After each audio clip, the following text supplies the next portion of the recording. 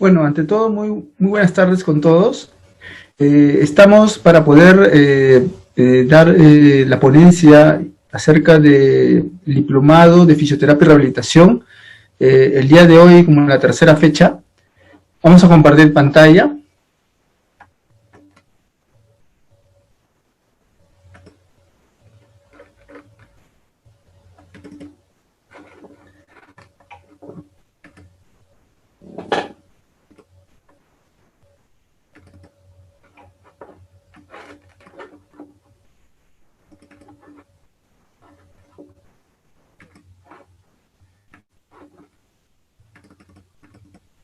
Bueno, vamos a ver lo que es el estudio estructural y funcional del ser humano. Como bien habíamos mencionado anteriormente, teníamos que considerar mucho la parte anatómica, ¿no? La parte anatómica fisiológica. Para lo que es importante estudiar y conocer las diferentes estructuras que tiene o es la biomecánica del cuerpo humano. En este caso necesitamos mucho conocer lo que es la parte funcional, ¿no? La estructura, ¿no? De lo que es la anatomía humana, la forma como ésta se lleva a cabo en el funcionamiento del cuerpo, ¿no? Principalmente acá consideramos mucho lo que es la parte de lo que es el origen de inserción, las poleas biomecánicas con las que trabaja en sí el sistema músculo-esquelético, ¿no? Básicamente vamos a ver cómo se va a llevar a cabo esta estructuración, ¿no? Tenemos principalmente las estructuras óseas, ¿no? Que es un conglomerado, un conjunto de piezas bien organizadas, ¿no? Estas van a ser estructuras que van a permitir darle al cuerpo una firmeza, ¿no? Van a poder darle una estabilidad. Si no fuera por los huesos no pudiéramos tener estructuras como los músculos, que se insertan y se originan en zonas óseas en las cuales va a tener un recorrido determinado y permitirá la locomoción, ¿no? También va a servir para protección de órganos blandos, como por ejemplo el corazón, los pulmones, órganos vitales para el funcionamiento del cuerpo en general. Igualmente vamos a ver como estructuras de sustento, en las cuales vamos a encontrar bastante lo que es la estructura funcional, estructuras de sustento como fascias musculares. También vamos a encontrar lo que es estructuras que van a acoplarse al hueso y al músculo, así como también van a formar lo que es cadenas musculares, neurofuncionales, complejos que van a ayudar al funcionamiento normal en la irrigación sanguínea, estructuración muscular, la estructuración funcional, dentro de lo que son el conglomerado de cadenas musculares, en lo que vendría a ser las estructuras motrices del cuerpo, ¿no? Por ello es que es importante considerar la forma como estos van a actuar sobre las estructuras blandas, ¿no? ¿De qué manera se da este crecimiento principalmente, ¿no? Es a nivel embrionario donde se produce todo ¿no? Este proceso en el cual va a dar origen a las estructuras blandas y a las estructuras que son, en este caso, óseas, ¿no? Principalmente va a referirse a estructuras que van a crecer a partir de un componente importante que se le conoce como complejo vasculonervioso, ¿no? Este proceso va a conocerse como osificación. Desde el momento en que el ser humano se forma, no existe propiamente componente óseo puro, sino que hay todo un proceso en el cual se va a dar este crecimiento, ¿no? Luego se puede decir de que el componente que va desarrollándose viene siendo un cartílago, que simplemente va a desarrollar diferentes características a lo largo del crecimiento y que va a ayudar a este a consolidarse y convertirse en un componente óseo, ¿no? Este proceso es conocido como la osificación, ¿no? ¿En qué va a consistir propiamente esta osificación, ¿no? Como bien lo dice, vamos a considerarla como lo que es la incorporación dentro del sistema óseo, el sistema funcional, de elementos como las sales minerales, ¿no? Se va a reemplazar lo que es el principal cartílago hialino, ¿no? Sustancias orgánicas principales, como principalmente mucopolisacáridos, ¿no? Igualmente sales de calcio, así como también magnesio, van a ser estructuras que van a formar todo lo que vendría a ser la parte, en este caso, del componente óseo ¿no? El crecimiento principalmente se va a dar a partir de esta estructuración, ¿no? Esta función ósea va a ayudar a que pueda estructurar elementos que van a ser luego células formas del hueso, que permitirán el crecimiento de este mismo, ¿no? En esta etapa, por eso se dice que es importante diferentes puntos específicos, ¿no? Sobre que inciden sobre la forma como se va a llevar a cabo esta osificación, que termina, obviamente, el proceso de crecimiento muchos años, entre comillas, ¿no? Porque no son muchos años, sino para el crecimiento humano, en relación a la formación cartilaginosa, son años después, ya con la consolidación durante la etapa de la infancia, la etapa del proceso de desarrollo óseo, proceso transverso, proceso longitudinal, ¿no? Y de acuerdo a los componentes de sales, componentes minerales que va a requerir. Justamente a qué se refiere la osteocinemática, ¿no? Vamos a ver acá parte de esta biomecánica que vamos a aprender a manejar de la parte ósea y la parte muscular. Estudia el desplazamiento de huesos, en este caso, sin importar las causas que lo provocan, ¿no? Osteocinemática, como dice su propio nombre, hueso, movimiento.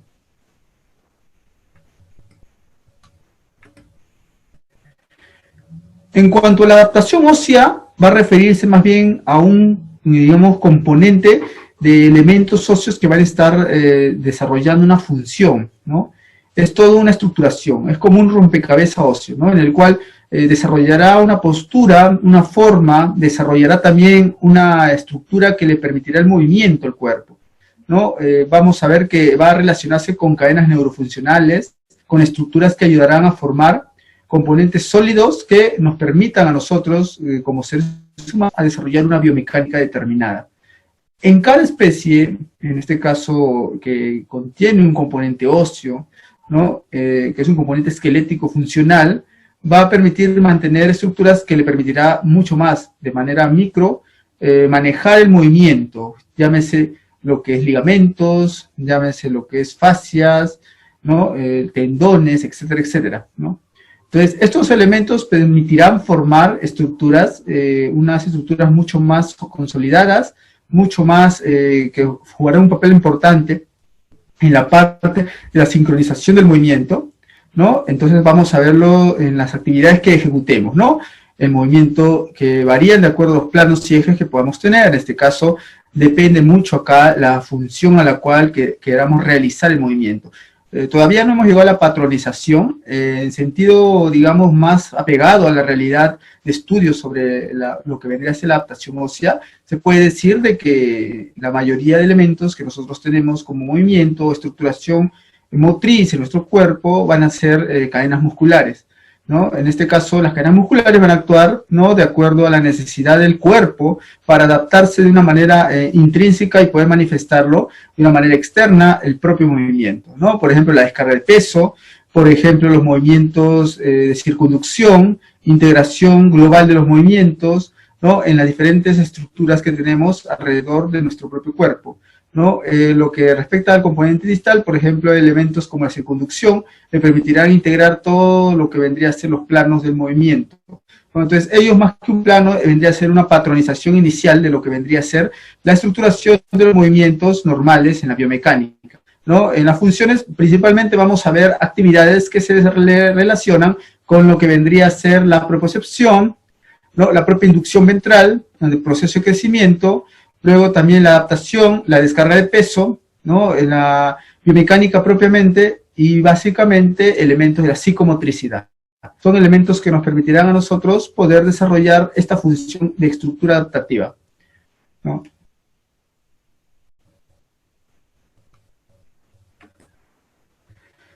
La estructura del hueso humano, ¿no?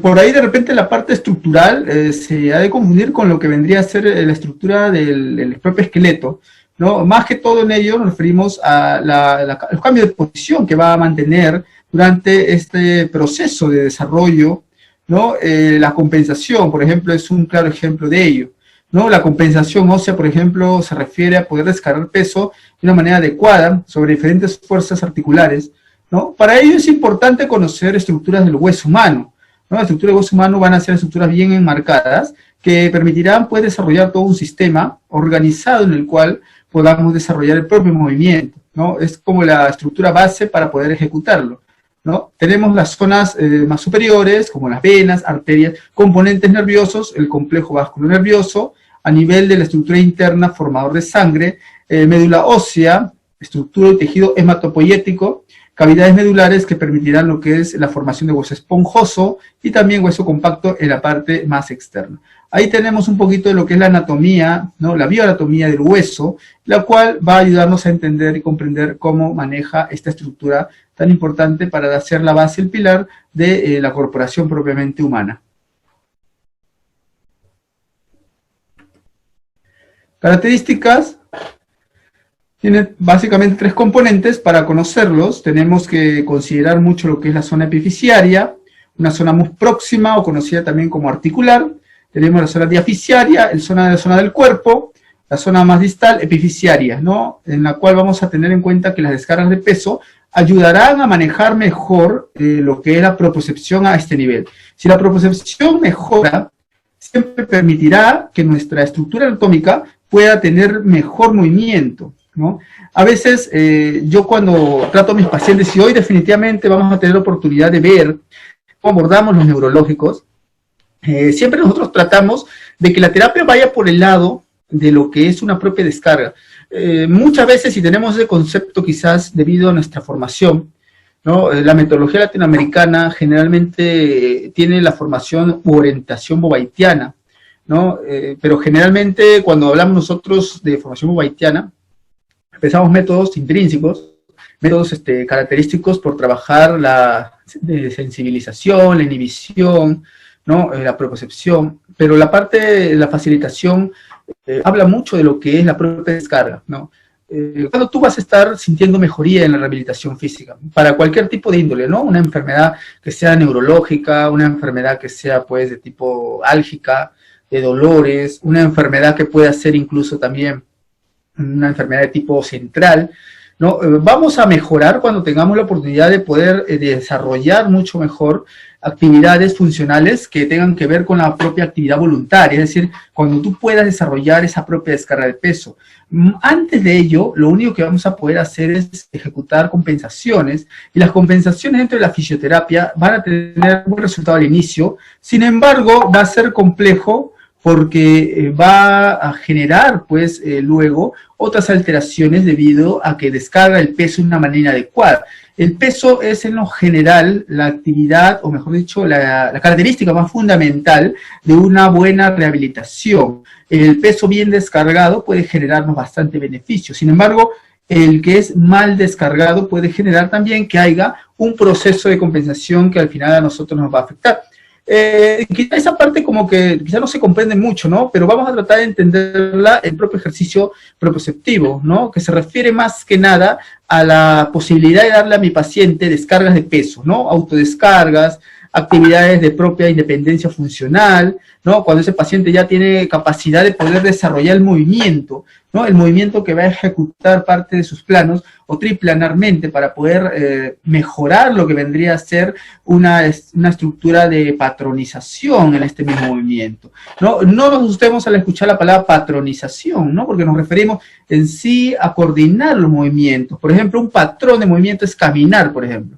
Si nosotros ponemos a cada una de las personas a caminar, a nuestros pacientes, vamos a visualizar de que no va a haber, digamos, mucha semejanza en una y otra marcha. Cada quien tiene un estilo propio de descargar el peso.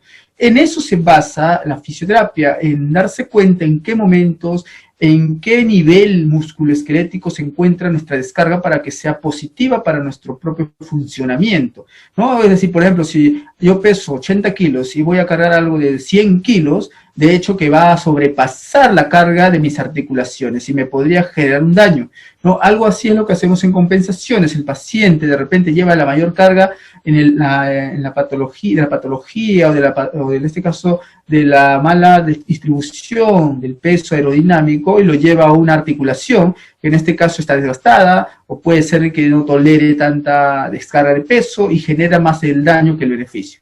Entonces se busca en este caso más equilibrio funcional y sobre todo darle oportunidad a la estructura periférica de fortalecerse mucho más, ¿no? Tengan por seguro de que no va a ser igual una lesión en la parte superior, tercio medio de la tibia o tercio medio del peroné o tercio medio del fémur, con una estructuración debilitada de los músculos colaterales, cuádriceps, isquiotibiales, no vasto interno, vasto externo, etcétera, etcétera, no va a ser igual, o peroneos laterales. Entonces necesitamos nosotros darle funcionabilidad a esos músculos para que se mantengan bien tróficos durante el proceso de desgaste y de descarga de peso, induciendo, ayudando a que éste pueda mejorar en sí propiamente la parte propioceptiva o la misma descarga, como lo mencionamos. Para que se entienda en buen cristiano, lo que buscamos es que mi paciente tolere las propias cargas de su peso. Es decir, porque un paciente que tiene lesión en la tibia, por ejemplo, no puede caminar solo porque ya ha producido un desequilibrio al momento en que ha ejecutado un movimiento acoplado normal, ya no puede hacerlo normal, entonces descarga mal el peso, ¿no? No va a poder sentar porque genera pues un daño a otras estructuras como la ósea, etcétera, etcétera. Entonces vemos acá un poco acerca de ello.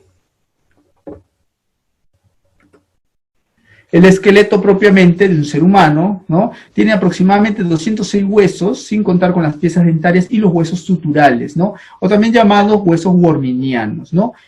Supernúmero, justamente este es lo que hablamos, los huesos del cráneo, que justamente tiene una estructuración distinta al funcionamiento que nosotros usualmente requerimos para el componente óseo. Esto desde empezando por el tipo de articulaciones en las cuales va a producirse, pues, en este caso, una suerte de separación, ¿no? Ya de por sí tienen otra función, otra viabilidad durante la propia terapia. En este caso es importante trabajar todo el sistema, pero definitivamente para nuestro beneficio como profesionales de salud y tener buenos resultados, sobre todo, menciono, vamos a tener que requerir de un movimiento acoplar de lo que vendría a ser las famosas conocidas como cadenas neuromusculares, ¿no? Entonces, trabajando bien la parte muscular, ¿no? Conociendo bien el nivel de descarga de peso que puede soportar una articulación determinada, va a ser bastante sencillo poder inducir al paciente a un tratamiento propiamente y una fecha determinada para que pueda desarrollar ciertas descargas. En traumatología, por lo general, demora mucho a partir de componentes que implica lo que es la recuperación del callo óseo, por ejemplo, una fractura de tercio medio fémur o una fractura tibial, etcétera, etcétera, en la cual las descargas de peso van a estar adheridos a lo que vendría a ser más que el material muscular, o en este caso músculo esquelético blando, se refiere más que nada a estructuras óseas en las cuales hay cierto desgaste articular, cierto problema a nivel de descarga de peso, ¿no? Cierta fractura recidivante de repente, etcétera, etcétera. Entonces, eso es lo que principalmente nosotros como profesionales de salud buscamos dentro de nuestra visión de terapia hacia el paciente con una lesión a este nivel. Sin embargo, conocer es importante porque nos permite abrir nuevos conocimientos para poder darnos cuenta dónde específicamente afecta, en este caso, el nivel de la lesión. Va a tener que ver mucho con conocer el nivel de la lesión. Si no lo conocemos va a ser complicado, tenemos que ver bastante el componente funcional, la parte de historia clínica, evaluación propiamente para ver si el paciente está respondiendo. La parte de funcional, por ejemplo, un sostén mecánico definitivamente, ¿no? De partes blandas, morfología corporal también, los huesos te ayudan a dar de forma a tu cuerpo, ¿no? Igualmente mantenimiento postural, ¿no? Básicamente va a permitir o va a incentivar una de las actividades más importantes para nosotros, ¿no? Que es la bipedestación, ¿no? Una bipedestación estable permitirá que puedas tú trabajar las estructuras periféricas sin ningún problema, ¿no? Y esto es importante mencionar porque realmente es muy cierto, ¿no? El FNP hace años atrás mencionaba acerca de la estabilidad constante, ¿no?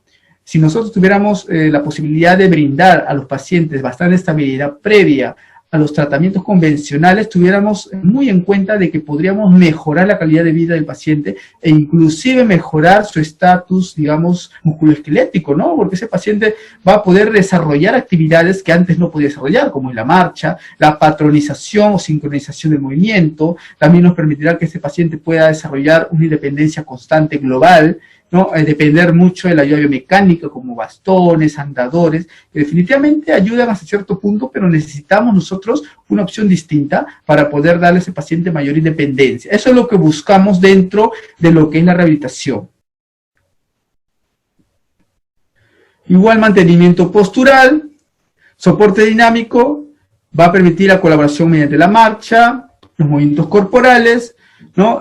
Vamos a hacer suerte de palancas neurofuncionales, ¿no? Puntos conocidos como anclajes musculares, en los cuales va a mantener estáticamente ciertos movimientos de desplazamiento antagónico y que ayudará pues a desarrollar el movimiento en sí, ¿no? Entonces hay una regulación constante en ambos, ¿no? Sobre todo cuando hablamos de cadenas neuromusculares, en las cuales este funcionamiento realmente se da de manera intrínseca para que pueda desarrollar la propia persona, en este caso, una actividad más independiente. Es lo que buscamos siempre dentro de la rehabilitación, que tengas mucha más posibilidad de desarrollar actividades por ti mismo.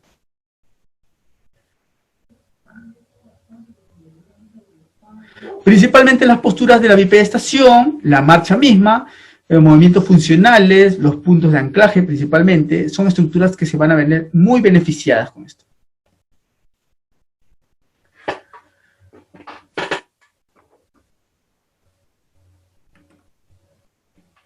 ¿Cuáles son básicamente estos componentes que bien mencionamos? Principalmente vamos a tener dos componentes importantes. Para la estructuración ósea biomecánica, vamos a conocer la estructura el esqueleto axial y también el esqueleto apendicular, ¿no? ¿Axial a qué se refiere? Son huesos situados en la línea media o eje, ¿no? Ellos soportan el peso del cuerpo, como la columna vertebral, ¿no? Le encargan principalmente de proteger órganos internos.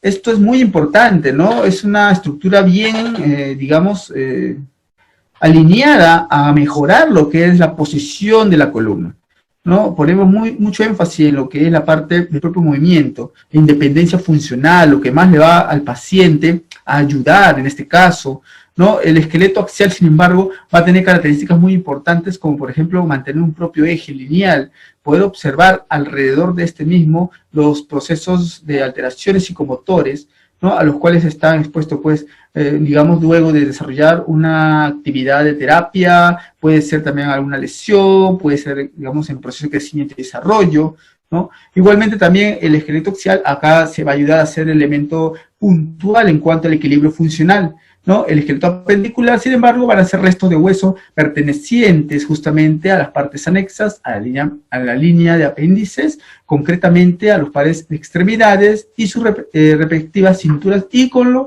y ellos son los que realizan mayores movimientos como el carpo muñeca. Entonces, sí, básicamente, ¿no? Estructuras que van a ayudar a este componente van a ser fundamentales para que podamos desarrollar la descarga de peso, la bipedestación, la propia marcha. Eso es lo que vamos a buscar siempre dentro de ello.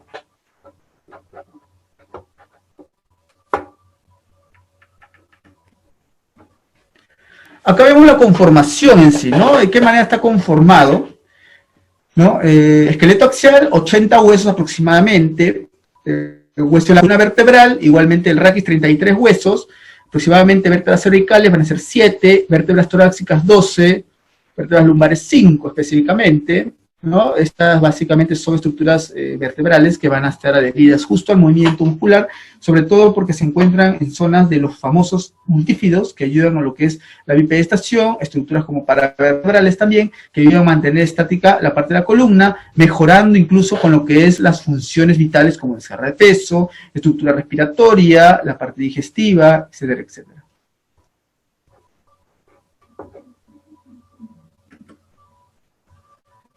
Igualmente estructuras de la parte ósea cefálica, como por ejemplo tenemos acá el hueso del cráneo, el hueso de la cara, oído, ¿no? El sacro, la parte más inferior, igualmente el coxis. Entonces tenemos acá algunas estructuras que estratégicamente están ordenadas, distribuidas en nuestro propio cuerpo. Así que necesitamos para ello conocer mucho acerca de su direccional, los músculos que están alrededor de ella, para poder definir pues en sí propiamente cómo vamos a desarrollar lo que es las funciones más importantes que tiene el sistema musculoesquelético.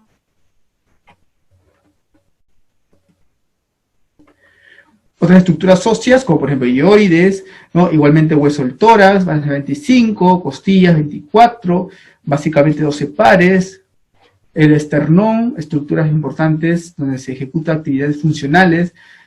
Básicamente tenemos esqueletos de los apendiculares, 126 huesos específicamente. En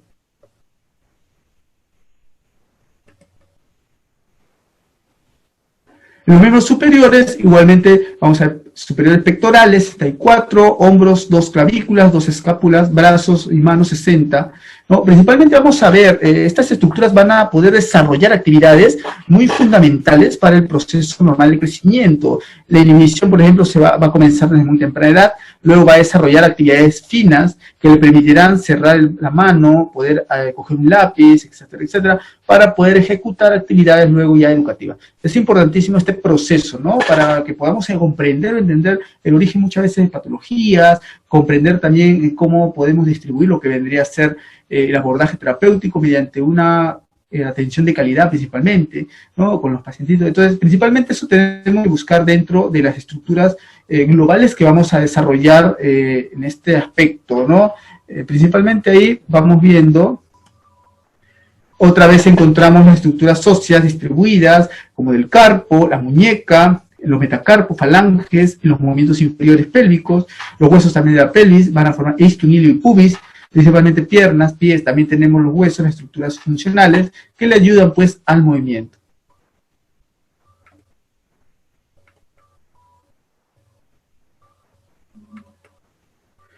Antes de la composición, de estudiar composición ósea del hueso, quisiera que pueda haber alguna consulta de repente, que puedan hacer. ¿Alguna consulta por ahí de repente? A ver, que tengan, quizá alguna duda quedó. A ver, consulten de repente por ahí. Ya, bueno, vamos a seguir. Bueno, básicamente en la composición nos vamos a referir bastante.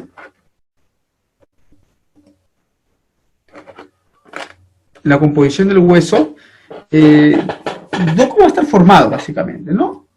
La construcción general del hueso va a ser de tejido óseo. Si bien no todos los huesos son iguales, debido básicamente al tamaño, la forma como estructuran el movimiento, ¿no? Principalmente vamos a tener en cuenta de que esto va a tener un promedio de composición química, más o menos un 25% va a estar formado por agua, 45% de minerales, ¿no? Como fosfato de carbono, ¿no? De calcio, 30% de materia orgánica también, porque son estructuras biológicas. Vamos a contener a proteínas y el colágeno como principales fuentes de elementos que ayudarán a catalizar estructuras o, mejor dicho, procesos que luego vamos a llevar a cabo, ¿no? Por eso es que el hueso tiene que ser muy, muy cuidado en el proceso de crecimiento, sobre todo en la alimentación, ¿no? Tú quieres una persona sana, una persona que no tenga problemas degenerativos óseos, tienes que consumir elementos con calcio, tienes que tener una buena alimentación, una buena calidad de vida, ¿no? Darle una calidad de vida para que te ayude a ti a mejorar la parte muscular, el fortalecimiento, una buena oxigenación, ¿no? Eso es lo fundamental.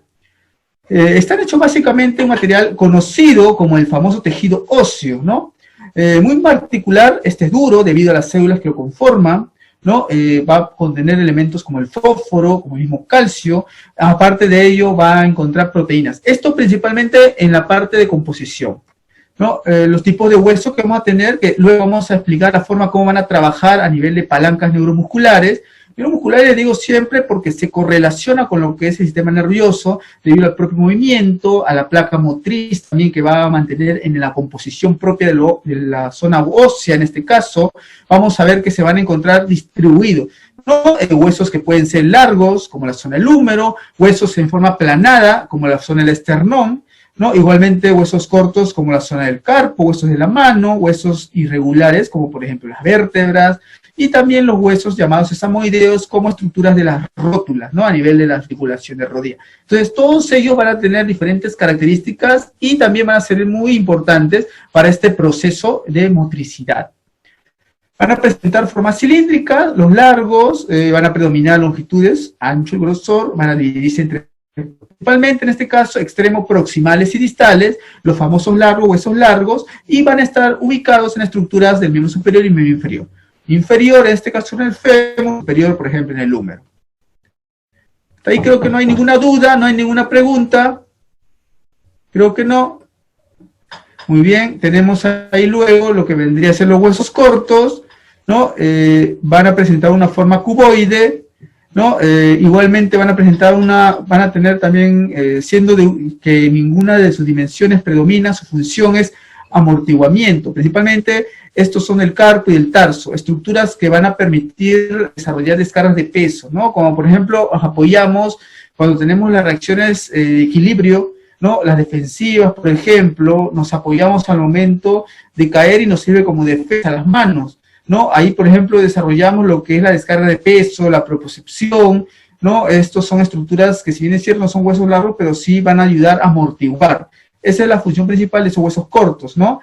Funciones básicas para el desarrollo de la descarga de peso. Y muy importante trabajar en los pacientes, ¿no? A veces muchos piensan, idealmente tenemos la escuela antigua, en la cual teníamos el concepto de que lo que vale es hacer mover al paciente el miembro, ya sea superior, ya sea inferior, hacer movilizar brazo, pierna.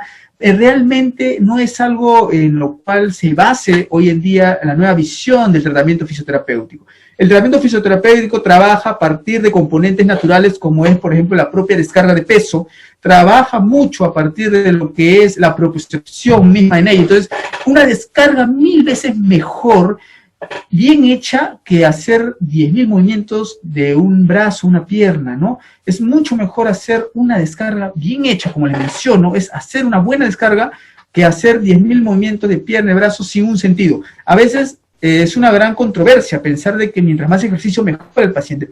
Más bien lo contrario, mientras mejor sea la propia descarga, mejor sea la oportunidad que el paciente en el futuro tenga para poder desarrollar esos movimientos más independientes, ¿no? Entonces, salvo haya pues necesidad de trabajar una iniciación rítmica, por ejemplo, una facilitación neuromuscular, o trabajar un movimiento pasivo dentro de un paciente postado, será mucho más fundamental y mucho más enriquecedor para el tratamiento del paciente, mucho más beneficioso, trabajarle desde el punto de vista propioceptivo. Entonces, una buena descarguita va a ayudarte a mejorar la funcionalidad global.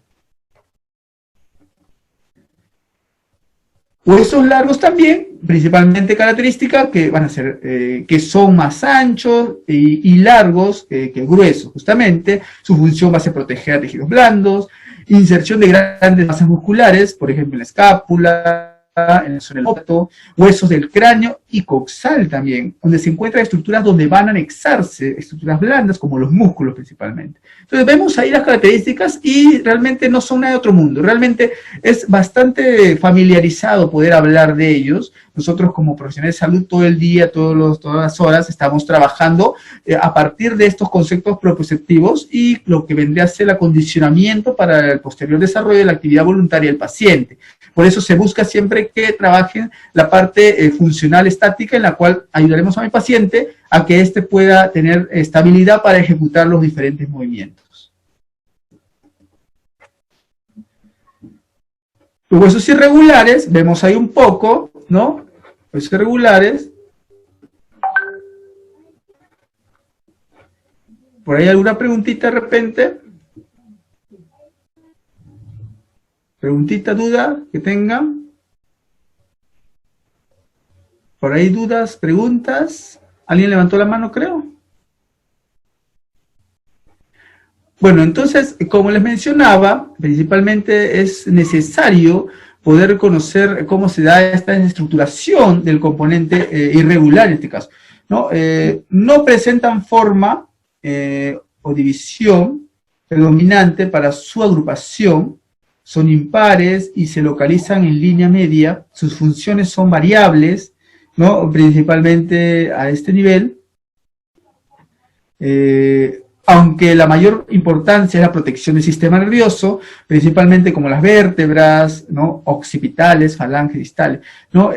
¿Por qué decimos esto? Por ejemplo, los huesos del cráneo, ¿no? En realidad, estructuras que ayudarán a proteger, básicamente, ¿no? No van a tener forma, las vértebras son como estructuras, como una fortaleza de protección hacia el componente blando de la médula, ¿no? Tan importante que es la médula para nosotros y conecta el cerebro con el sistema periférico. Entonces, si no tuviéramos unos huesos irregulares de protección, seríamos bastante delicados propiamente y tuviéramos muchas lesiones. Se requiere que el movimiento sea adaptado, como les mencioné al principio, de acuerdo a las descargas propias de peso, pero sin embargo, nuestra propia funcionabilidad nos exige a nosotros a cambiar de posición constantemente. Ese cambio de posición será un factor que determinará cuánto nosotros, como un ser mecánico, podemos lograr una adaptación completa. Entonces necesitamos nosotros adaptarnos durante el proceso de movimiento, que constantemente está cambiando, para poder nosotros desarrollar una patronización in situ dentro de lo que es la funcionabilidad corporal, estructural, que va a la par con lo que vendría a ser nuestro sistema nervioso, ¿no? Por eso cuando te tiran, por ejemplo, una bola o una pelota, tú vas a poner la mano en forma de bola para que puedas coger la bola. Entonces, es básicamente algo así. Tu sistema nervioso ayuda a inducir el propio movimiento de acuerdo a la necesidad locomotora que mantiene durante el proceso de patronización. La patronización, como ya he mencionado, refería a lo que era en sí el movimiento acoplado para desarrollar una determinada actividad. Por ejemplo, la marcha es un patrón.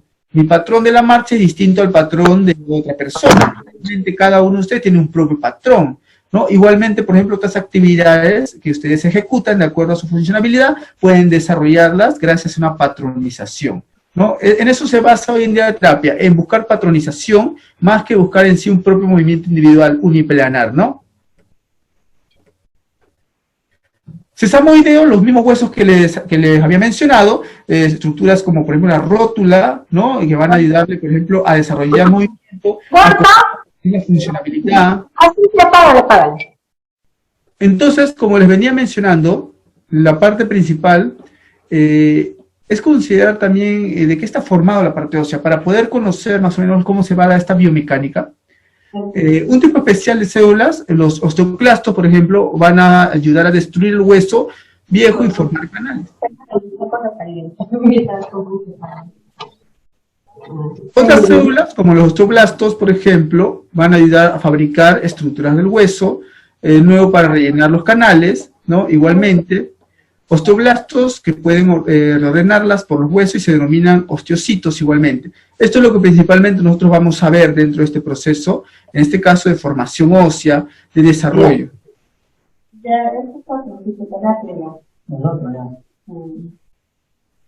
Tenemos una parte del hueso específicamente, como por ejemplo la zona del periósteo, ¿no? Estructuras muy superficial, ¿no? Epífisis, diáfisis es el nivel, lo que vendría a ser la epífisis a nivel de la zona distal, ¿no?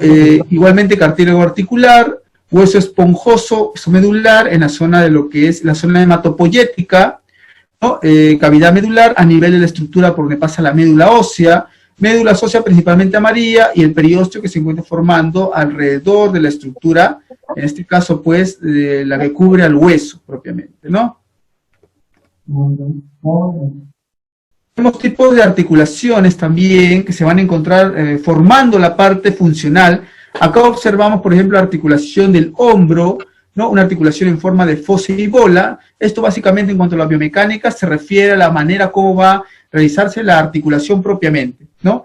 Esta articulación también va a venir acompañada por la famosa articulación en pivote, que es la articulación del cuello, igualmente en la parte articular o funcional de bisagra, que está formando el circuito y radio.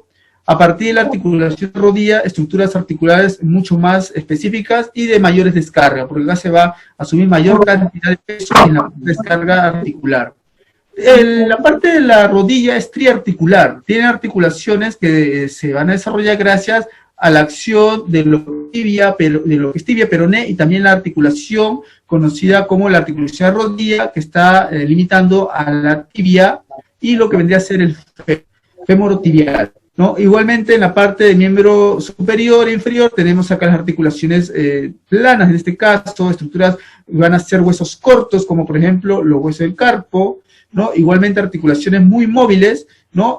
Mucho movimiento, como la articulación de artrosis de lo que vendría a ser la articulación de la cadera, coxo-femoral.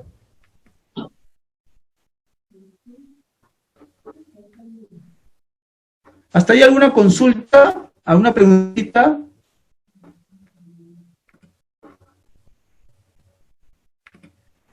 ¿Pregunta? ¿Alguna duda que tengan? ¿Pregunta, duda?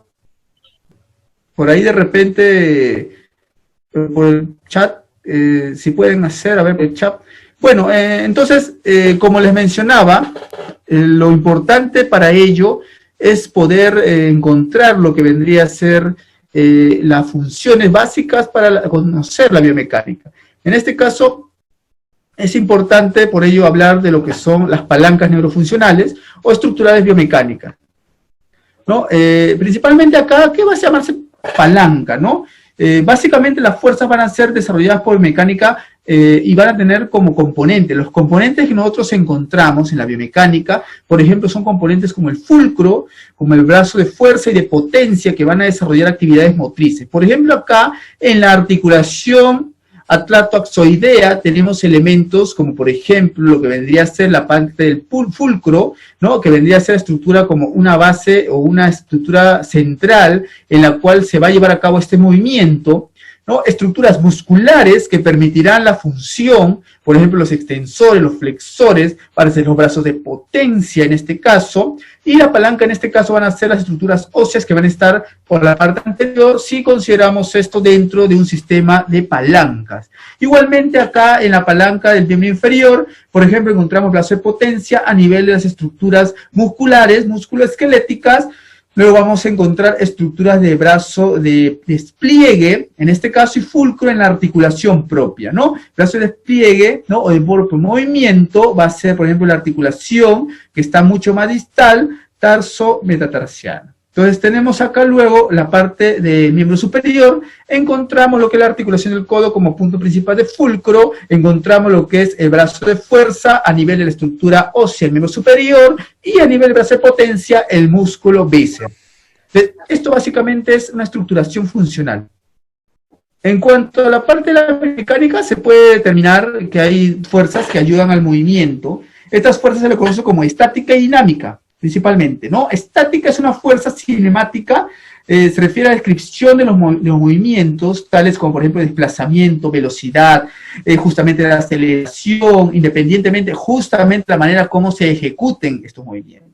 La parte dinámica va a comprender la cinética en la cual se desarrollará el estudio de causas que lo provocan. Movimientos como por ejemplo el objetivo, en la parte que incluye lo que es los conceptos de masa, lo que trabaja por ejemplo bastante en la parte física, para poder entender y comprender. En este caso, nuestra orientación de biomecánica es saber cómo se desarrollan y qué funcionalidad va a tener cada uno de ellos para desarrollar cierto proceso de desplazamiento, que nos interesa bastante a nosotros, es en sí el desplazamiento. El componente de fuerzas también nos interesa mucho, saber sobre la forma cómo se desarrollará esta potencia en el músculo, y va a ser justamente a partir de estas palancas, unas palancas óseas musculares que nos ayudarán, nos permitirán tener una visión clara de lo que vendría a ser el desplazamiento óseo muscular. Acá vamos a tener muy en cuenta realmente la manera como se va a ejecutar esta funcionalidad ósea muscular. Necesitamos claramente poder desarrollarla para poder integrar esos dichos movimientos. Muy importante esa parte, poder considerar bastante para poder ejecutar el determinado movimiento.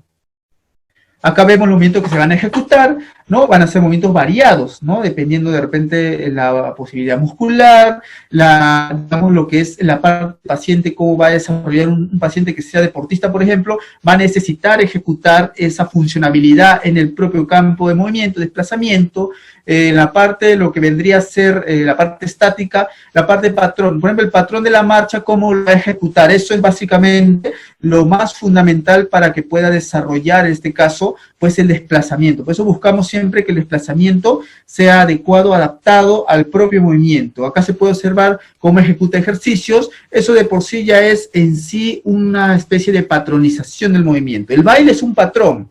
No todos pueden hacerlo porque la coordinación que requiere es muy amplia, pero el patrón de la marcha todos no pueden hacerlo bien, pero sin embargo tienen que hacerlo porque es una necesidad vital poder desplazarse.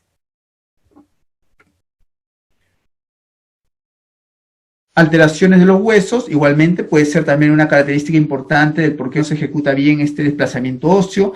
Principalmente, ¿por qué? Porque acá, por ejemplo, podríamos tomar en cuenta mucho lo que son las enfermedades degenerativas, como por ejemplo escoliosis, ¿no? Como por ejemplo enfermedades que pueden alterar lo que es la funcionabilidad ósea muscular, las alteraciones de postura también, ¿no? Alteraciones posturales, por ejemplo, son muy notorias dentro de esta funcionalidad de lo que vendría a ser la actividad perceptiva, la propia descarga de peso. Para nosotros como fisioterapeutas, lo más importante es ayudar al sistema esquelético a que éste pueda mantener un equilibrio, ¿no? Y la escoliosis, por ejemplo, es algo característico de los problemas de desequilibrio más notorios que hay dentro del funcionamiento óseo muscular.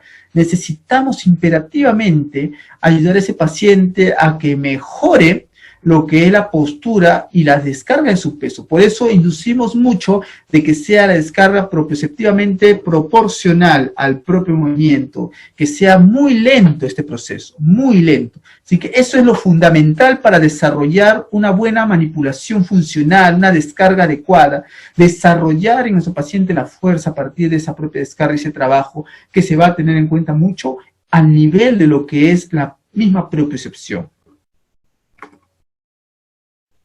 Estas deformaciones, lo que había mencionado, malformaciones óseas musculares, ¿no? Son principalmente quizás algunos de los más complejos, los cuales tenemos que tratar de, digamos, de abordar, ¿no?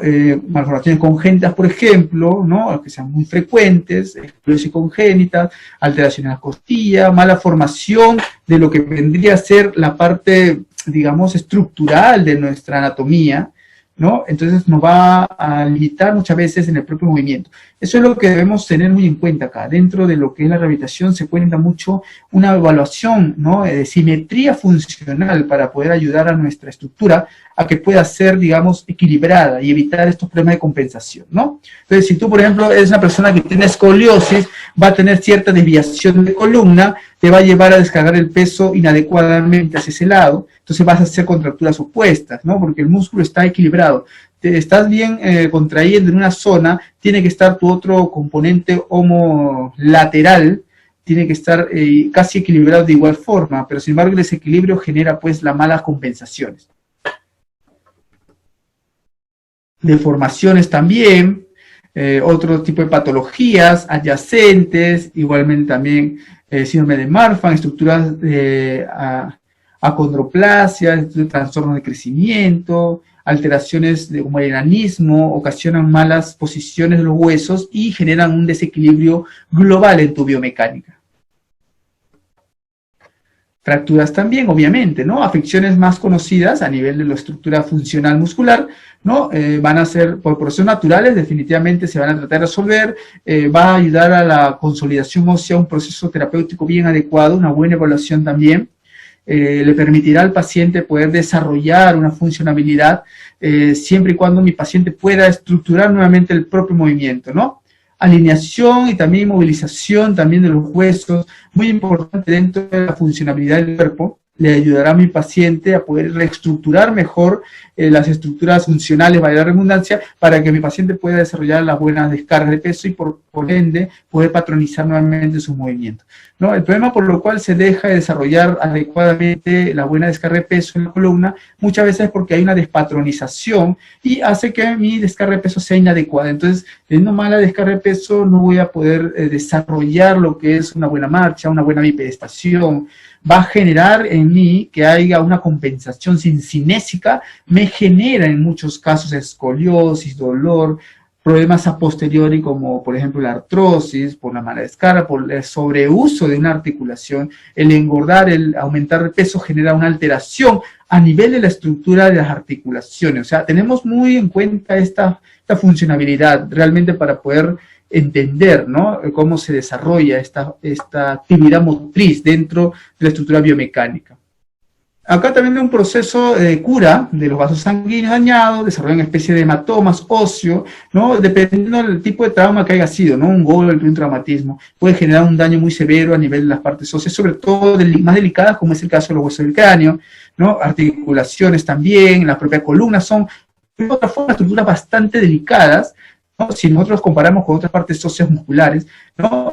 Básicamente porque realmente contienen órganos importantes para nosotros, como es el cerebro, como es la médula espinal. Entonces tenemos que tener en cuenta mucho estas estructuras funcionales para poder considerar su importancia en el proceso normal de desarrollo motriz del propio cuerpo.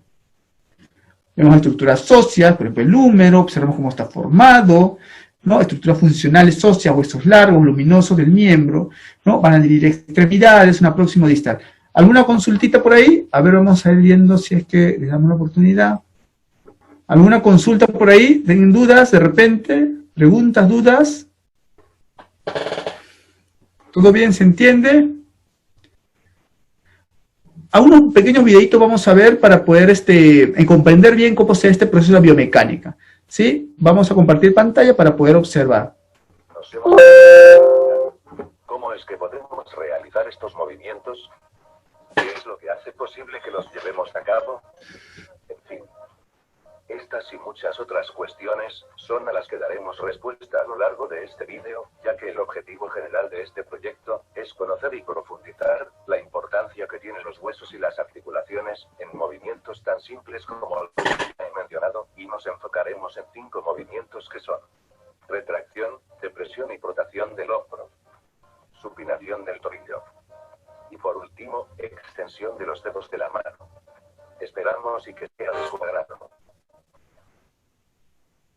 Retracción de hombro. Este movimiento se lleva a cabo mediante el uso de 2 articulaciones en especial. Primero, escapulohumeral, que es una articulación perteneciente al grupo de las enartrosis, variedad de diartrosis, cuyas superficies articulares son la cabeza del húmero y la cavidad glenoidea de la escápula, ambas recubiertas de cartílago articular y alino. Segundo, articulación acromioclavicular. Esta une la extremidad lateral de la clavícula con el borde medial del acromión. Esta es una artrosis.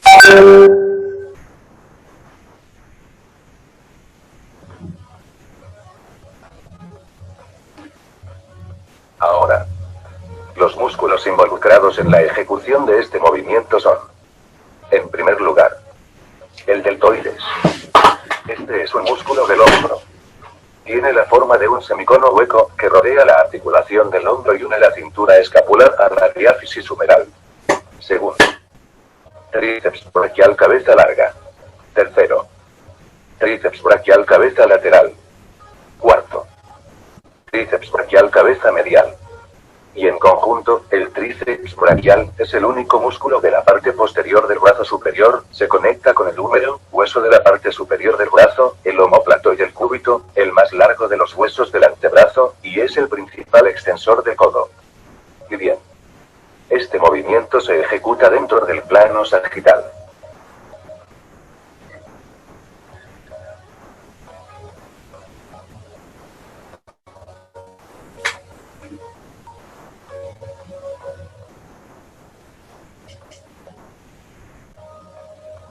Depresión de hombro.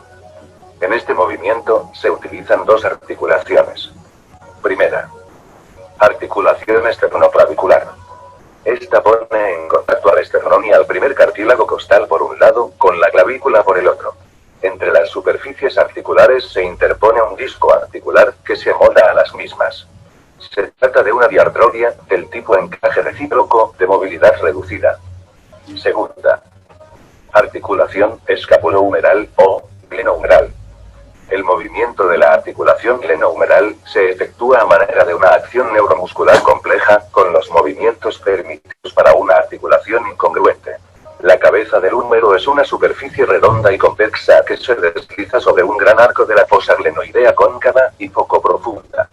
Ahora, los músculos que intervienen en este movimiento son: supraespinoso. Este es un músculo piramidal que se origina en la fosa supraespinosa de la escápula, desde donde su tendón pasa el acromión por debajo y se fija en la punta de la tuberosidad mayor del húmero. Infraespinoso. Este músculo es superficial, pero está cubierto por una fuerte fascia que lo aplasta contra la escápula. Y se origina en la fosa infraespinosa, ocupa totalmente, y desde ahí su tendón se dirige a la cara postero-externa del tubérculo mayor del húmero. Su origen se encuentra en la superficie de la fosa subescapular. Y por último, redondo mayor. Este es un músculo voluminoso, de aspecto redondeado que se localiza en la región posterior del hombro. Extensión de los dedos de las manos. En este movimiento de extensión participa la articulación metacarpofalángica, compuesta por los huesos del metacarpo y las falanges, la articulación metacarpocarpiana compuesta por el carpo y metacarpo. Los músculos que participan son: el músculo extensor largo de los dedos, Este es un músculo peniforme inervado por el nervio peroneo profundo, y tiene la función de producir la extensión simultánea de los dedos del pie, excepto el dedo gordo extensor del índice. Este es un músculo delgado y elongado, localizado en la parte posterior del antebrazo. Al hacer su recorrido, corre paralelo al extensor largo del pulgar, medial a este. Músculo extensor del meñique. Este es el más superficial y posterior, estando detrás del índice, por lo que hay que aportar este último para poder verlo. Músculo extensor largo del pulgar. Este es más profundo. Es equivalente al extensor del índice o del meñique. Su trayectoria curvilínea le hace estar muy tenso y presenta una estructura fusible. Extensor corto del pulgar. El extensor corto del pulgar. Este es el músculo que se encuentra situado debajo del extensor común en el dorso del antebrazo y conectado con el músculo abductor largo del pulgar. Su tendón constituye el límite radial de la tabaquera anatómica. Supinación del tobillo. En la supinación del pie podemos observar a dos articulaciones involucradas en este movimiento. La primera. Articulación del tobillo supraastragalina. Se trata de una trocleartrosis formada por la cara distal de la extremidad inferior de la tibia y por las carillas articulares de los maléolos, junto con el astrágalo que ofrece su polea para permitir los movimientos de flexo-extensión. Ahora, músculos involucrados en este movimiento. Tríceps sural. Un músculo de la pierna constituido por la unión de los músculos gastrocnémicos, conocidos como gemelos, y el sóleo, que se insertan conjuntamente en el calcáneo del pie mediante el tendón calcáneo, comúnmente conocido como tendón de Aquiles. El músculo tibial posterior, también llamado musculus tibialis posterior, tiene forma alargada y está situado en la región posterior de la pierna, en el plano profundo. Músculo flexor largo de los dedos del pie. Este se origina en la parte media de la cara posterior de la tibia, por debajo de la línea oblicua. Y por último, el músculo flexor largo del dedo gordo. Este es un músculo que está situado en la pantorrilla, más profundo que el tríceps sural. Bienvenidos. En esta ocasión quiero compartir con ustedes un tema de introducción muy importante para el área deportiva y rehabilitación, en el cual podrán aprender las bases fundamentales de la biomecánica del aparato locomotor. Espero que este video sea de mucha utilidad para su aprendizaje. Bueno, iniciaremos mencionando que el cuerpo humano es una máquina perfecta que produce movimiento y puede desplazarse de un punto a otro mediante la transformación de energía. Es por esto que es de vital importancia conocer cómo nos movemos. ¿Qué es la biomecánica? La biomecánica es la interdisciplina que describe, analiza y asesora las estructuras de carácter mecánico que existen en el cuerpo humano. Es un área del conocimiento que se apoya en diversas ciencias básicas y biomédicas como la mecánica, la ingeniería, la anatomía, la fisiología y otras. Para estudiar el comportamiento del cuerpo humano y resolver los problemas derivados de las diversas condiciones a las que se somete, la biomecánica se divide en dos componentes que forman parte muy estrecha de su estudio. La cinemática, que describe propiamente los movimientos, sitúa los cuerpos en el espacio y detalla sus movimientos basándose en los desplazamientos, las velocidades y las aceleraciones. Contrario a la cinemática, la cinética estudia las fuerzas que provocan el movimiento. Sus variables utilizadas son la masa, la fuerza y la energía. La biomecánica analiza el movimiento humano en forma cualitativa y cuantitativa. Para dichos propósitos se emplean las leyes de la física y la mecánica. El análisis cualitativo describe la calidad del movimiento sin el empleo de mediciones ni cálculos aritméticos. Este tipo de análisis identifica los componentes involucrados. Bueno, básicamente con respecto a ello vamos a ver entonces la forma como se desarrolla lo que es esta parte importante de lo que es la biomecánica, ¿no? Como hemos mencionado ahí. Básicamente desarrollamos mucho dentro de lo que es nuestra propia funcionabilidad corporal, desarrollamos mucho lo que es en sí, propiamente, el movimiento, ¿no?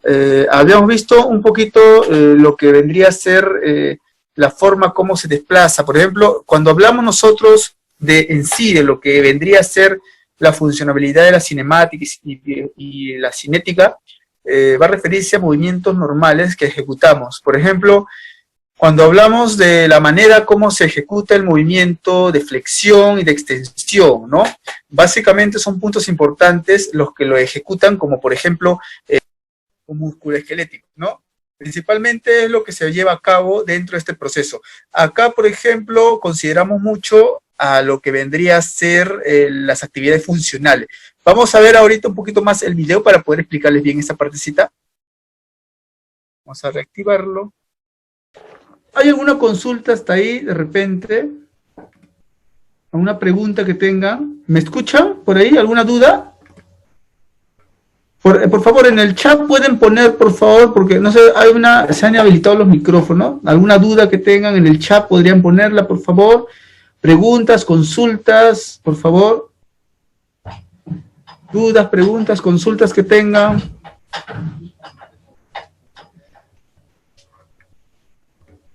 ¿Alguna duda, alguna pregunta que tengan, por favor?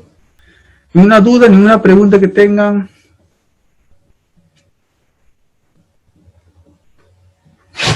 ¿Alguna pregunta, duda, por ahí que tengan? Al chat, por favor, escríbanlo si pueden. Disculpen, ¿me pueden pasar por el chat las preguntas? Porque no salen. A ver.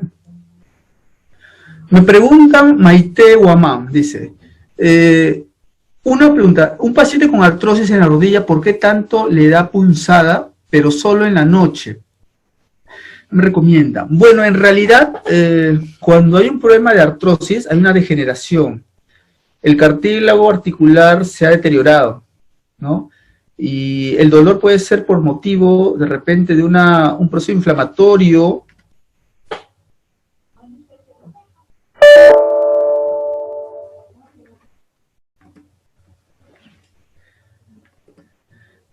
Ha sido producto de repente de un proceso inflamatorio, puede ser, o puede ser también un proceso de repente de desgaste, por una contractura muy severa que ha generado en los músculos alrededor y los ligamentos se han distendido, o incluso en algunos casos cuando es adulta mayor o es de edad avanzada, se cristaliza. Muchas veces la pseudoartrosis en sí no es propiamente el motivo del dolor, sino en sí la agudización que se tiene cuando un paciente todavía tiene proceso inflamatorio, o puede ser también el mismo desgaste articular que genera una fricción entre las partes de las superficies óseas de ambos huesos, ¿no? Entonces hay muchos motivos en este caso. La punzada es algo común, es quizá un signo mayor de problema de desgaste articular muy notorio y definitivamente fricción entre la superficie de la tibia con el fémur, ¿no? Hay muchas veces ese producto, comprime ciertamente estructuras nerviosas y por eso es que duele. Yo recomendaría que se haga la rehabilitación física, ¿no? Fortalecimiento de cuádriceps, en un tratamiento físico con terapia combinada, trabajemos con lo que es corriente de fortalecimiento para el cuádriceps. Un cuádriceps estable le ayudará a mejorar lo que es la parte del equilibrio en la parte articular, le permitirá tener más fuerza en los músculos del miembro inferior y estabilizarse mejor, porque a veces el desequilibrio de los ligamentos, de las pequeñas estructuras, son las que generan en sí el dolor en el paciente con artrosis en rodilla, ¿sí? Me pregunta Liz, si una paciente tiene escoliosis lumbalgia y le salió 2 bultitos en la zona lumbar, ¿qué hacer en ese caso? Bueno, definitivamente los forúnculos pueden ser producto de varias causas, ¿no? Generalmente cuando le produce el dolor en la zona lumbar es producto de la compresión del nervio, una ciática, o podría ser también una lumbalgia mecánica. El músculo se ha tensificado tanto que genera pues una irradiación incluso hasta la parte posterior en el glúteo. Las causas de esto son variadas, ¿no? Puede ser un pico loro, puede ser una persona que haya tenido hijos, que haya sido embarazada o haya quedado secuelas del embarazo, aunque no lo crean. Puede ser producto de una mala postura del cuerpo, una lordosis excesiva, una hiperlordosis, ¿no? Y los que mencionan los bultitos en realidad no son algo usual, pero sin embargo, sería bueno que se sacara una resonancia, un examen diagnóstico para descartar cualquier otro problema, porque algunos pueden producir por osificación, ¿no? De la zona de los cuerpos vertebrales, a veces osteocitos que crecen, pero no es en sí, como te menciono, algo a ciencia cierta. Por eso tendría que hacerse un examen diagnóstico para descartar cualquier otra complejidad, de otra patología, otra complicación que pueda tener a nivel óseo, ¿no? Hasta tumores cancerígenos puede ser. Por eso te digo, es mejor tratar de evaluarse mediante examen diagnóstico para poder tener certeza y luego trabajar la parte fisioterapéutica. Terapia combinada es la combinación. Me pregunta qué significa terapia combinada. Es la combinación entre el ultrasonido terapéutico y lo que es las corrientes terapéuticas. Eso es terapia combinada. Arlene me pregunta, paciente operado de enderezamiento de tibia, le pusieron placas, ¿qué son las placas? Dice, y la zona que tiene la placa, ¿por qué esa zona está caliente? ¿No? Bueno, en verdad que la parte de intraoperatorio tiene que ser en sí abordado desde el punto de vista terapéutico después de cierto tiempo. Las placas son estructuras conocidas como material de osteosíntesis. Es decir, se coloca dentro de una estructura ósea para estabilizar el hueso que se ha fracturado, ¿no? Por cierto tiempo pueden ser titanio, de otro material, pero básicamente es un cuerpo extraño a la zona ósea, entonces definitivamente puede ser que produzca inflamación, por eso se siente enrojecido y también se siente caliente la zona. Puede ser también otra forma como su propio organismo está rechazando el material, etcétera, etcétera. Cualquiera de esas causas puede ser. Recomendable sería que siempre se evalúe con el traumatólogo para ver cómo va evolucionando el tema de su material de osteosíntesis, porque no todos los cuerpos son muy factibles a recibir ese material externo, ¿no? Que puede rechazarlo fácilmente o de repente puede generar una reacción intrafisiológica en el cuerpo. Así que, como les mencioné, una buena evaluación. Ahí el médico tiene que estar pendiente de esa parte. Como terapeutas tenemos que tener cuidado poner corrientes ahí, porque sabemos que es metal. Tenemos que tener cuidado poner las compresas tibias muy calientes tampoco. O sea, hay que considerar como terapeutas que eso es algo muy delicado, por eso se trabaja a nivel global con cadenas musculares, todo, pero sobre la zona no poner, digamos, electricidad, magneto, ¿no? Porque es metal, entonces no vas a poner metal en electricidad, ¿no? Entonces, básicamente eso considerar como terapeuta, ¿no? ¿Qué tratamiento recomienda una lumbosacralgia? Bueno, básicamente el tratamiento entre los ejercicios de Williams. También le podemos trabajar electroestimulación transcutánea, corrientes relajantes, utilizaremos ultrasonido antiinflamatorio, relajante muscular, ¿no? Luego ejercicios y luego recomendable hidroterapia también. Podemos trabajar en la piscina terapéutica, ejercicios de Mackenzie, movilizaciones, stretching, ejercicios respiratorios, reeducación postural global, ¿no? Todo ello para trabajar de la mano con lo que vendría a ser el trabajo médico, ¿no? Maite dice, licenciado, mi paciente cuando hace su terapia después del ejercicio transpira demasiado, ¿qué me recomienda? Bueno, necesariamente cada quien tiene una respuesta natural, ¿no? El que transpire es algo usual en los pacientes, pero si transpira mucho, podría de repente tener un problema de repente relacionado con lo que es su sistema de expulsión del cuerpo, ¿no? Glándulas exocrinas que pueden de repente estar alteradas, ya es un problema fisiológico, ¿ya? ¿No?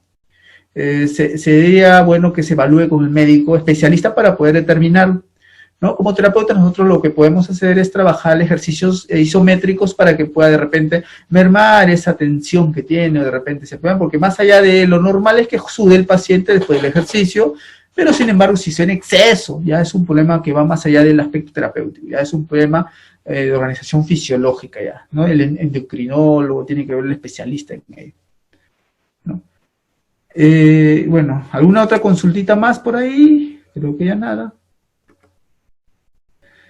Cuando un paciente, dice Marjorie Valladares, me pregunta, cuando un paciente tiene muchos nódulos, contracturas y tiene lumbalgia, ¿y se puede hacer? Bueno, básicamente tendríamos que evaluar bien, que te dé tu resonancia, que te dé un examen diagnóstico para determinar qué otra patología puede tener. Se recomienda que se haga el masaje, que se trabaje de una manera muy delicada con la parte de la movilización, ¿no? poner electroterapia, ¿no? Corrientes interferenciales relajantes, el masaje tiene que ser suave, no podemos presionar, ¿no? Podemos trabajar un poco ultrasonido también, básicamente alrededor de la zona lumbar dorsal, ¿no? Para evitar que se retraiga más el músculo. Eso es lo más importante que podemos hacer acá. Por ahí me dice nódulos y contracturas, ¿no? Ya, licenciado, ¿por qué cruje? Cruje las articulaciones, me pregunta acá Francesco. ¿Por qué cruje? Porque se da un proceso de pseudoartrosis, ¿no? El crujido es básicamente un chasquido, ¿no? Depende mucho, porque en realidad las articulaciones, cuando hay desgaste articular, se dice que suena. Pero, sin embargo, lo que es el crujido en la articulación que sacan los quiroprácticos es distinto, porque ahí se refiere a una movilización de la fascia, o sea, básicamente hay una implosión de estructuras musculares que están adheridas a la fascia muscular y a la fascia ósea. Entonces, al liberarse suena, por eso le dicen es un conejo de aire, como mencionan de una manera coloquial, ¿no?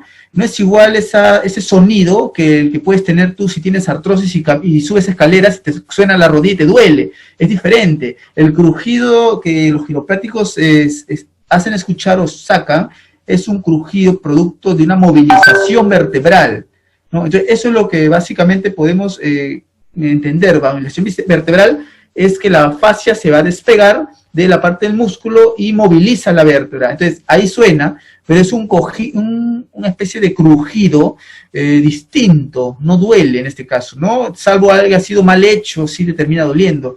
Definitivamente es muy importante esa pregunta que has hecho, ¿no? Licenciado, para la biomecánica del hueso debemos saber sobre la regla cóncavo o convexo de cada articulación. Bueno, básicamente ahí me preguntan sí acerca de lo que es cóncavo convexo.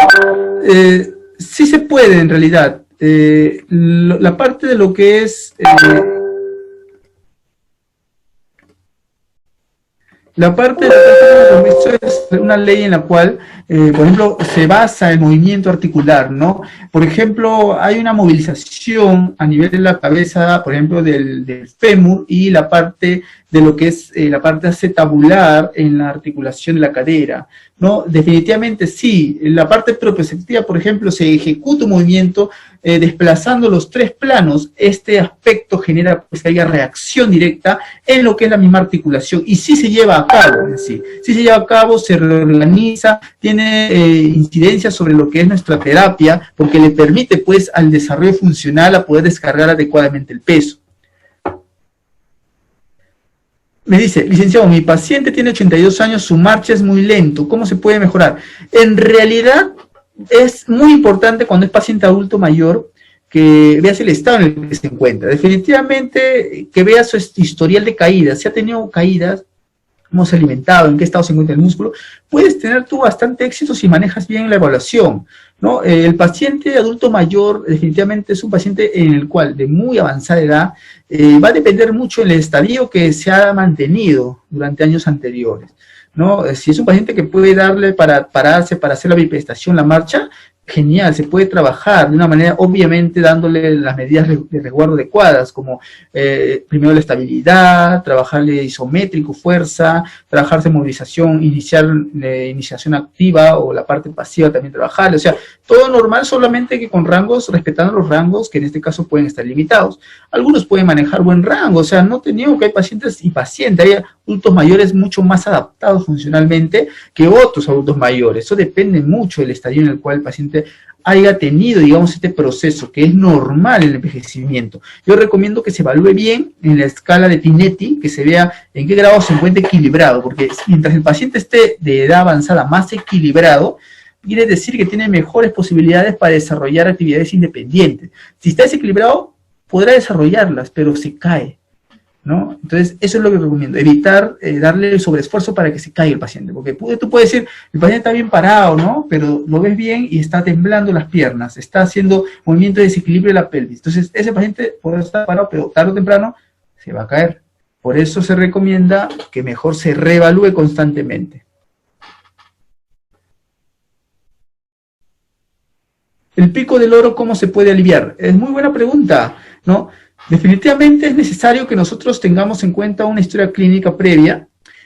Nosotros trabajamos con lo que es lo que se llama el test mundial de evaluación de EFI, en el cual trabajamos los picos del oro con un protocolo, ¿no?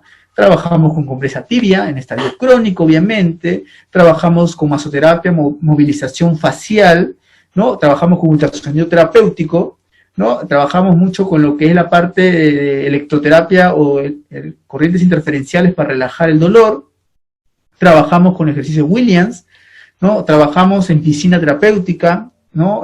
Stretching analítico, hiperestación, marcha en piscina. Trabajamos todo ello porque nos requiere, como profesionales, poder desarrollar un buen abordaje. Este buen abordaje nos permitirá a nosotros integrar movimientos que al paciente le permitirán, pues, desarrollar lo que es actividades motriz normal, como la marcha, como descarga de peso. Entonces, se puede hacer ello, se reestructura nuevamente. Realmente, el trabajo es en 4 puntos, ejercicio con pelota, lo trabajamos integralmente. Realmente, podemos hacer muchas actividades muy bien organizadas con ese pacientito. Realmente, sí es muy enriquecedor trabajar un pico del oro, porque realmente se aplica casi todos los conceptos que conocemos de facilitación y de ejercicios, ¿no? Ningún peligro de que el paciente vaya a tener, digamos, una recaída, nada, porque obviamente, ojo que tenemos que tener en cuenta que sin cargas muy excesivas de peso, ¿no? Lo demás se puede trabajar todo en 4 puntos, con pelota, con banda elástica, puedes poner tape muscular en la parte donde está el pico del oro, puedes trabajar en la piscina. ¿Alguna otra consultita por ahí que tengan? De repente, dudas, comentarios, que quieran preguntar. A ver, ¿alguna duda, pregunta?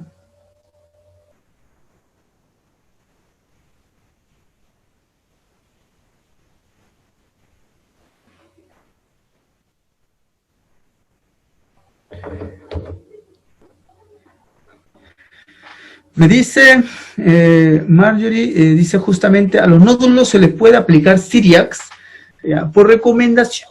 Yo creo que no es recomendable aplicar Siriax, ¿ya? Siriax se aplica sobre estructuras blandas musculares, en las cuales se puede aplicar, ¿no? Yo recomendaría mucho mejor que sea movilización facial, drenaje Boder o Leduc, de repente. Podría aplicar un poquito de drenaje Godoy, movilizando la articulación y luego poco a poco drenando. Básicamente yo no recomendaría que sea la parte del Siriax, no recomendaría.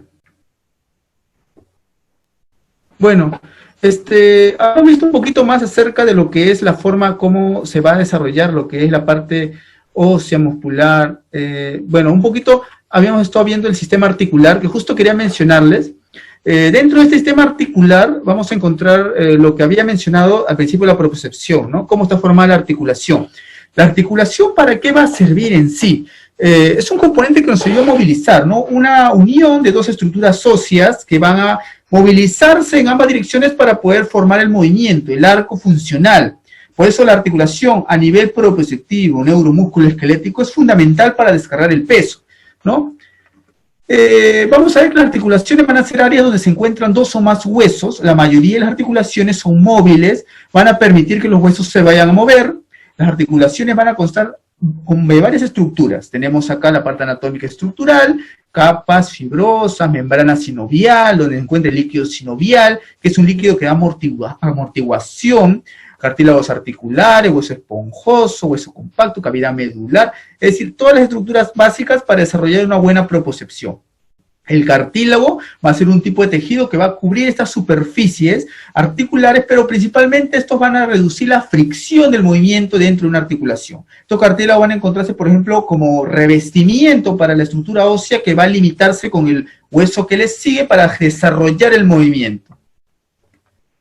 Membranas sinoviales van a ser un tejido, principalmente va a revestir la articulación en una cápsula articular y va a estar formado por una membrana sinovial que va a contener líquido sinovial, transparente, pegajoso, alrededor de la articulación, lubricarla. Su función es amortiguar, lubricar la estructura articular.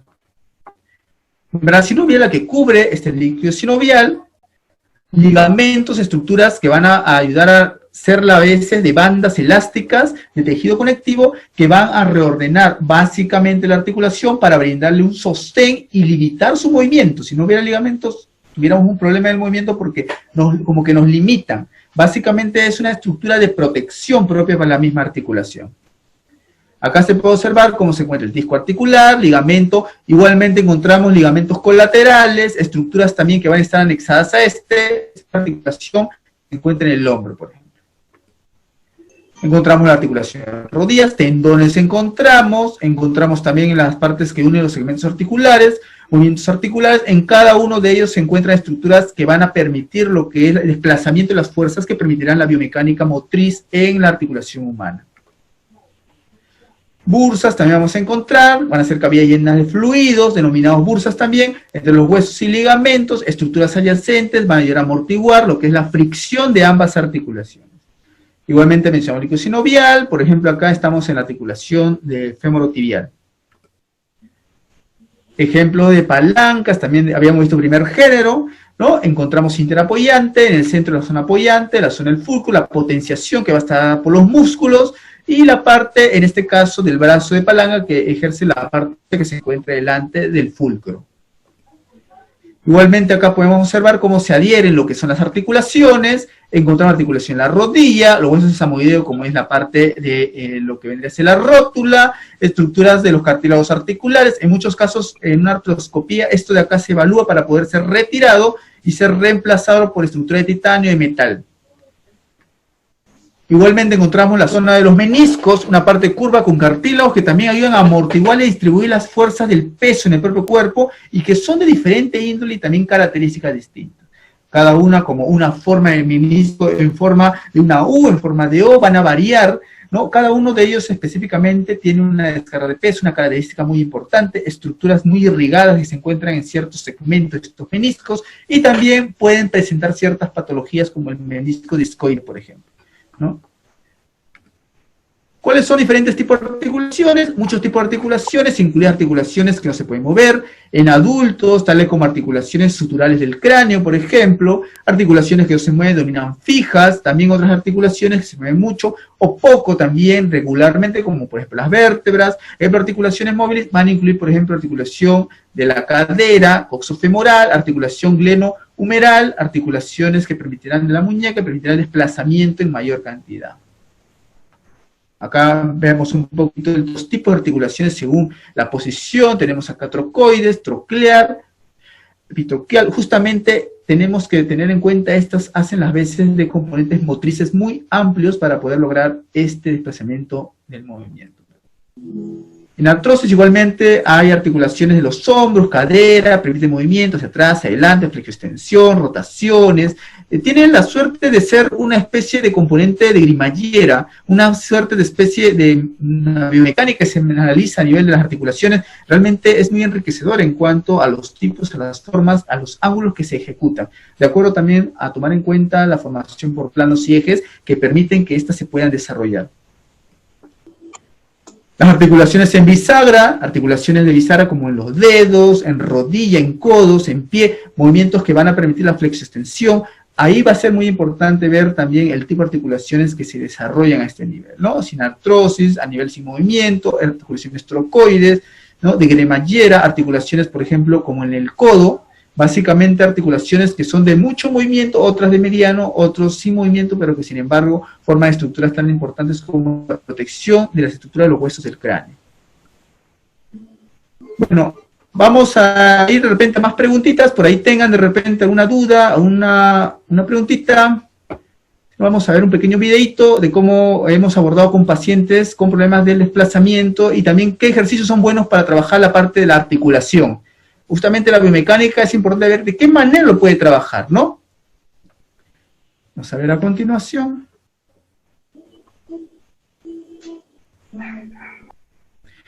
Vamos a ver cómo trabajamos la propiocepción en un paciente en cúbito supino. A nivel articular, articulación de tobillo, la mortaja, articulación de cadera.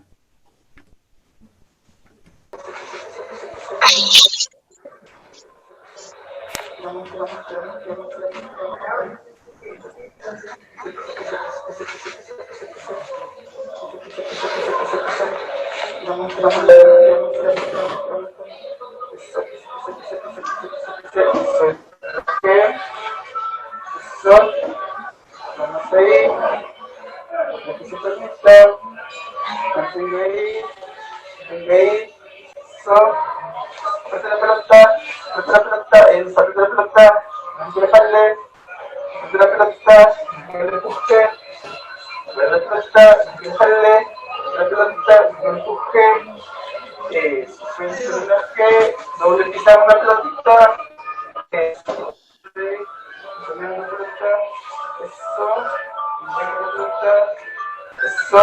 que se la pelota, eso.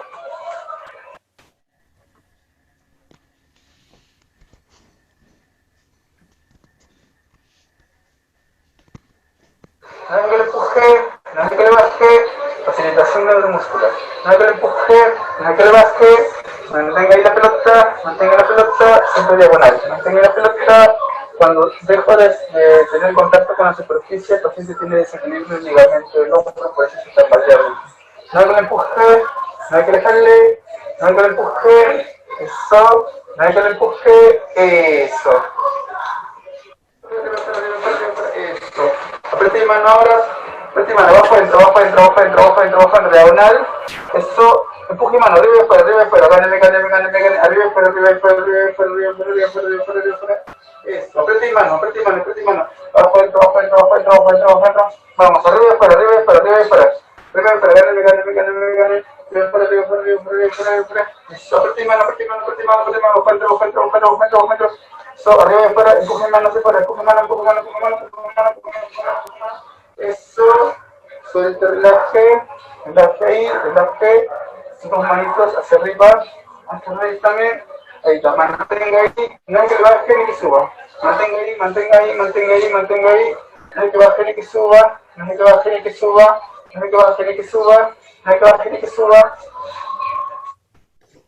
Bueno, hemos visto algunos ejercicios propioceptivos en los pacientes que se llama facilitación neuromuscular y trata de activar la propiocepción en lo que es las articulaciones, ¿no? Básicamente trabajamos con los pacientes que tienen problemas centrales, problemas de recepción, postoperatorio, problemas medulares, problemas de sensibilidad también, y son técnicas específicas que se hace a partir de la fuerza propioceptiva, ¿sí? ¿Alguna otra consultita de repente que tengan? Con respecto a los ejercicios que hemos visto, yo le aplico directamente en mi centro a mis pacientes, ¿no? Básicamente el primero, que es con la pelota trabajar la propiocepción, presionándola hacia que active todas sus cadenas musculares, sobre todo el miembro inferior y también las de cuádriceps, que son las que debe tener más fuerte para estabilizar rótula. En las otras hemos hecho facilitación a partir de diagonales, por eso es que el paciente empujaba la mano hacia arriba, levantaba en forma de apertura, cadenas de apertura, ayudándole a que pueda manejar también las cadenas de cierre y apertura al mismo tiempo, ¿no? De cierre llevaba hacia adentro, hacia afuera, de apertura. Esas son patronizaciones, son lo que se conoce como patrón de movimiento, de facilitación muscular, ¿no? ¿Alguna consultita por ahí de repente en el chat, de repente por ahí? Consulta, duda de repente que tengan, alguna preguntita.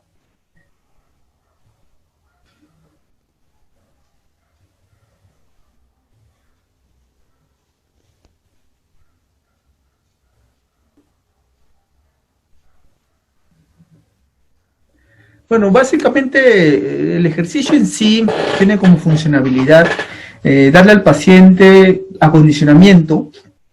En resumen, de lo que es la biomecánica es como es un estudio en sí de todo lo que es el movimiento mecánico humano, ¿no? Propiamente cómo los músculos trabajan, cómo los músculos desarrollan actividades funcionales, ¿no? Y nuestro objetivo es darle al paciente una biomecánica propia, es decir, que tenga independencia, ¿no?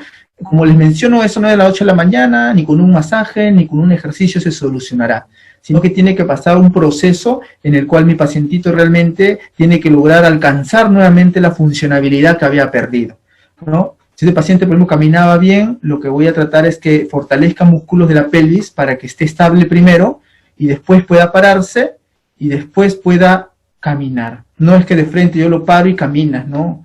O le trato de hacer fuerza en las piernas para que camine, no. Lo trato primero de estabilizarlo para que el paciente tenga equilibrio, para que recién comience a estructurar la marcha. La marcha no es pararse y caminar, sino primero se sienta estable, luego se para estable, luego de pararse recién estable, ya el paciente empieza a desplazarse, ¿no? Así es el proceso de la marcha, y la biomecánica te puede dar razón de ello. Porque si yo no hago ese proceso biomecánico, simplemente se me va a caer, o no voy a lograr el objetivo de que camine, o no voy a lograr el objetivo de que ese músculo funcione adecuadamente.